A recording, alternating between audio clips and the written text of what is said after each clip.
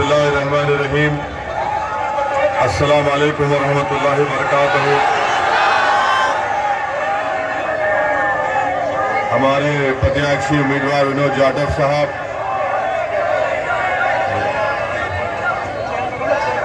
और हस्तिनापुर के मजलिस इत्तेहादुल मुस्लिमीन के तमाम जिम्मेदारान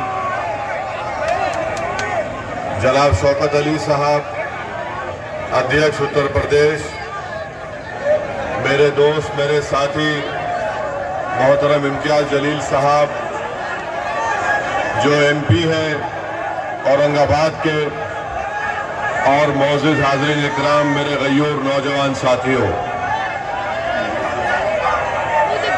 मेरे अजीज दोस्तों और बुजुर्गों,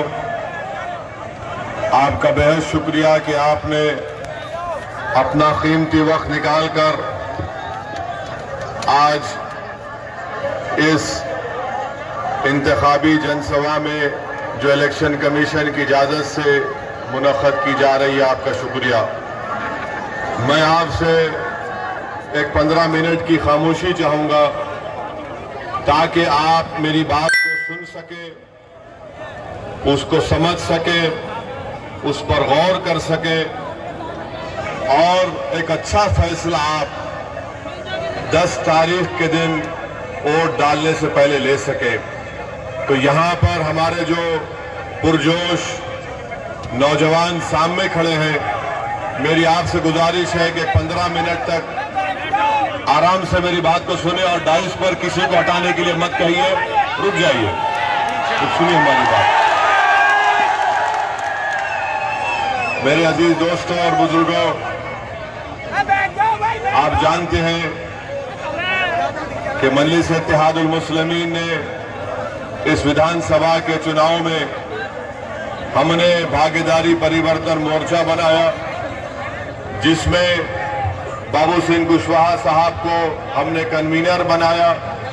और बाबू सिंह कुशवाहा साहब, उत्तर प्रदेश की जनता अगर उनको और हमको इस परिवर्तन मोर्चा को अपने दुआओं से, अपने आशीर्वाद और वोट से नवाजती है, तो इंशाअल्लाह ताला पहला उत्तर प्रदेश का मुख्यमंत्री 2.5 साल के लिए बाबू सिंह कुशवाहा होंगे जन अधिकार पार्टी के, और 2.5 साल के लिए दलित समाज का एक शख्स मुख्यमंत्री होगा। साथ में हमने ये भी तय किया कि 5 साल में 3 डिप्टी चीफ मिनिस्टर होंगे, जिसमें एक मुस्लिम अल्पसंख्यक समाज का होगा और 2 पिछड़े समाज के रहेंगे। तो ये भागीदारी परिवर्तन मोर्चा तमाम कमजोर लोगों को मिलकर बनाया गया है, उन लोगों को जमा किया गया है जिनके साथ सामाजिक न्याय के नाम पर धोखा दिया गया। वो तमाम कमजोर एक जगह पर जमा हुए हैं अपने हक को हासिल करने के लिए, और मजलिस इत्तेहादुल मुस्लिमीन हिस्सेदारी की लड़ाई लड़ रही है। मजलिस इत्तेहादुल मुस्लिमीन भागीदारी की लड़ाई लड़ रही है। मजलिस इत्तेहादुल मुस्लिमीन किसी मजहब के ना खिलाफ थी, ना रहेगी इंशाअल्लाह ताला। हम एक मजलूम आवाम को, एक कमजोर तबकात को, जिनको दबाया गया, जिनको कुचला गया, जिनको उनका हक नहीं दिया गया, जिनको इज्जत से महरूम कर दिया गया, और जिनके ताल्लुक से ये कहा गया कि तुम्हारा काम सिर्फ दरी बिछाना है, आज ओवैसी आपके दरमियान में आकर कह रहा है, आज असदुद्दीन ओवैसी आपके दरमियान में आकर कह रहा है कि हम दरी नहीं बिछाएंगे। क्या आप दरी बिछाएंगे? क्या आप दरी बिछाएंगे? क्या आप कुर्सी पर बैठेंगे? क्या आप यहां से अपने विधायक को कामयाब करेंगे? क्या आप उत्तर प्रदेश की विधानसभा में आपकी आवाज को पहुंचाएंगे? तो मेरे अजीज दोस्तों और बुजुर्गों, बीजेपी के लोग कहते हैं, क्या कहते हैं कि नून नहीं खाएंगे, मित्रों को जिताएंगे। और सपा के लोग कहते हैं कि भैया हमारी जवानी तुझ पे कुर्बान। मजलिस अब कहती है कि ना नून रोटी खाएंगे, पतंग को जिताएंगे, ना दरी बिछाएंगे। तो आज आप देख रहे हैं कि यहां पर हस्तिनापुर में बीजेपी का विधायक है जिनको मंत्री भी बनाया गया। मैं उस विधायक से पूछना चाहता हूं, बताओ तुमने हस्तिनापुर के लिए क्या किया? अरे तुम्हारी 6.5-7 साल की सरकार हो चुकी है। 7 साल में तो बच्चा दौड़ना सीख जाता है, बात करना सीख जाता है। और ये डबल इंजन की सरकार हस्तिनापुर में एक रेलवे की लाइन नहीं डाल सकी। निकम्मा है विधायक बीजेपी का, एक रेलवे की लाइन नहीं डाल सकी। और योगी और मोदी कहते हैं डबल इंजन की सरकार। अरे तुम्हारा इंजन मीरठ में रुक गया, हस्तिनापुर क्यों नहीं आया? तुम्हारा इंजन मीरठ में रुक गया, हस्तिनापुर नहीं आया। मेरे अजीज दोस्तों और बुजुर्गों, हस्तिनापुर हमारे हिंदू भाइयों के लिए तारीखी जगह है। मोदी काशी को जाते हैं, योगी मथुरा की बात करते हैं, हस्तिनापुर को कृष्णा सर्किट में शामिल क्यों नहीं किया आपने? आपको सिर्फ वही मुद्दे चाहिए जहां पर दो फिरकों में तनाव बढ़ता रहे। आज ये सोचना पड़ेगा आपको। और सबसे असली बात यह है कि हस्तिनापुर में डिग्री कॉलेज नहीं है। हस्तिनापुर विधानसभा में बाबा साहेब अंबेडकर के नाम पे कोई स्कूल नहीं है, कॉलेज नहीं है। मैं आपसे वादा कर रहा हूं, हस्तिनापुर की जनता से वादा कर रहा हूं कि आप मेरे भाई को कामयाब करिए। बाबा साहब के नाम से स्कूल और कॉलेज भी कायम किया जाएगा इंशाअल्लाह। मेरे अजीज दोस्तों और बुजुर्गों, मैं आपसे ये भी गुजारिश करने आया हूं कि 5 साल से आप बीजेपी की सरकार को देख रहे हैं। मैं बीजेपी को वोट डालने वालों से भी कह रहा हूं, मैं उत्तर प्रदेश के युवाओं से कह रहा हूं, बताओ क्या तुमको नौकरी मिली? तो क्या 5 साल पहले मोदी और योगी ने नहीं कहा था कि हम 70 लाख उत्तर प्रदेश के युवाओं को नौकरी देंगे? झूठ कहा था। ये झूठों की पार्टी है, ये भारतीय झूठी पार्टी है। इन्होंने अब तक 5 साल में 70 लाख नौजवानों को नौकरी नहीं दी। मैं युवाओं को बताना चाह रहा हूं कि आज उत्तर प्रदेश में 50% ग्रेजुएट युवा, 45% टेक्निकल एजुकेशन युवा और जो डिप्लोमा और सर्टिफिकेट होल्डर है 60%, उनके पास नौकरी नहीं है। तो क्या करते हैं योगी आदित्यनाथ? जब युवा उत्तर प्रदेश का नौकरी पूछता है तो कहते हैं कि मैं वेस्टर्न यूपी में मई और जून में सर्दी पैदा कर दूंगा। हम बाबा को कहना चाह रहे, बाबा आप मौसम वैज्ञानिक बन जाइए। फिर आप युवाओं को नौकरी नहीं दे सके तो कहते मई जून में गर्मी पैदा कर दूंगा। बाबा सुनो, ओवैसी तुमसे कह रहा हूं, अब हम जो गर्मी पैदा कर दिए वो सुबह कयामत तक रहेगी।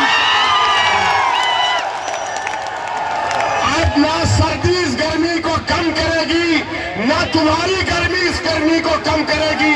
ये गर्मी अब जो पैदा हो चुकी है ये दिल से पैदा हुई और कम नहीं होगी इंशाअल्लाह।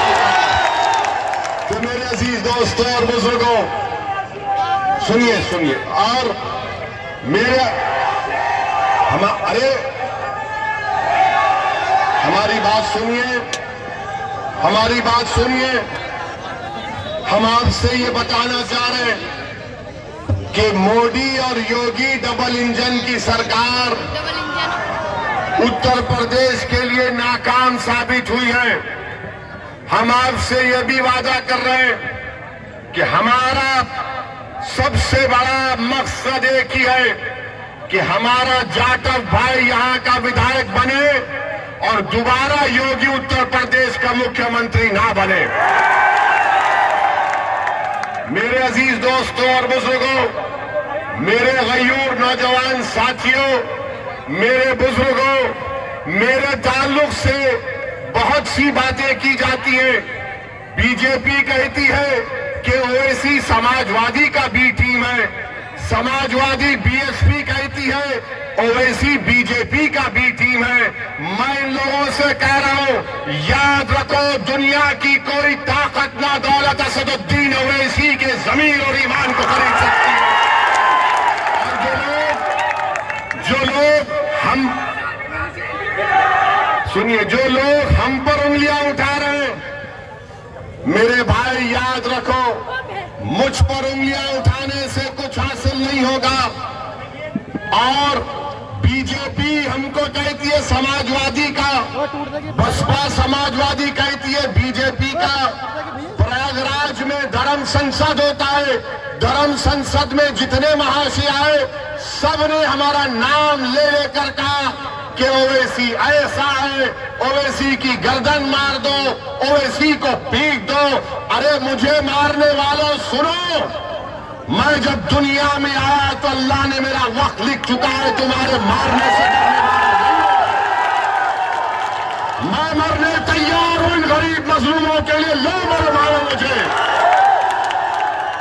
और तुम ये समझते हो कि अगर हमको कोई मार भी देगा तो तुम्हारी वजह से नहीं, हम अपना वक्त और रिस्क और इज्जत सब लिखा के आए। तुम्हारे इन बातों से मैं डरने वाला नहीं हूं, याद रखो। तुम्हारे इन बातों से हमारे पर कोई असर नहीं पहुंचता। हाँ, हम जेल को भी गए, मैं एक नहीं 5-5 मरतबा जेल को जा चुका हूं।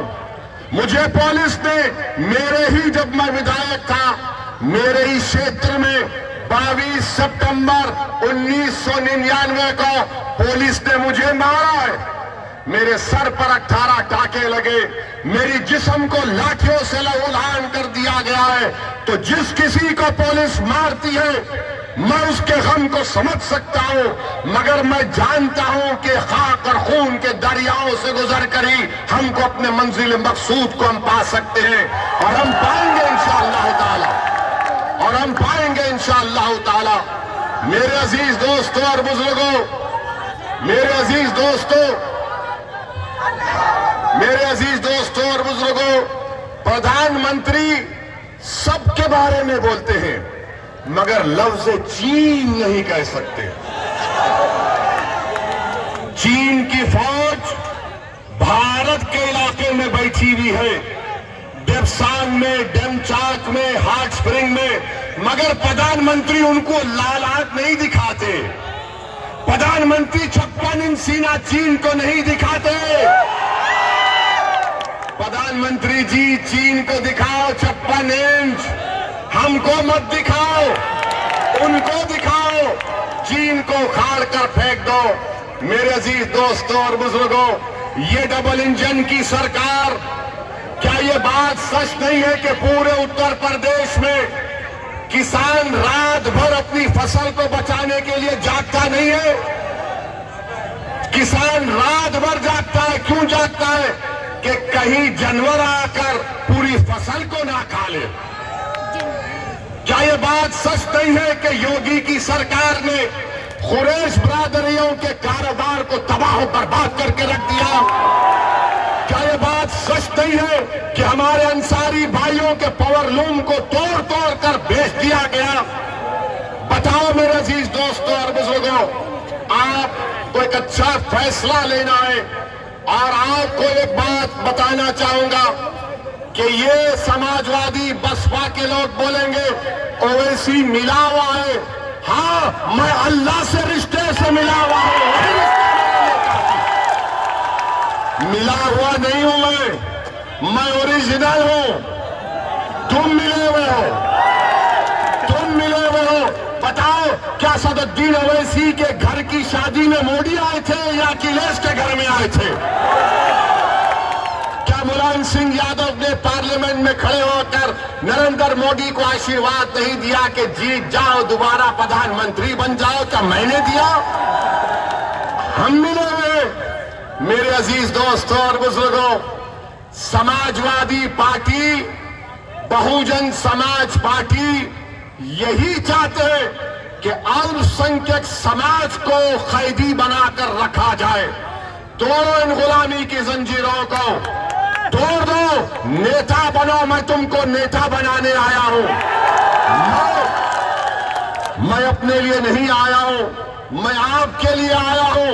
और इंशाअल्लाह ताला जब तक अल्लाह जिंदा रखेगा मैं आता रहूंगा, गरीब मजलूम आवाम के लिए लड़ता रहूंगा। आपके हुकूक की लड़ाई है, हिस्सेदारी की लड़ाई है। बताओ सपा बसपा वालों, क्या तुम एक अल्पसंख्यक समाज के और 2 पिछड़े समाज के लोगों को डिप्टी चीफ मिनिस्टर बनाओगे?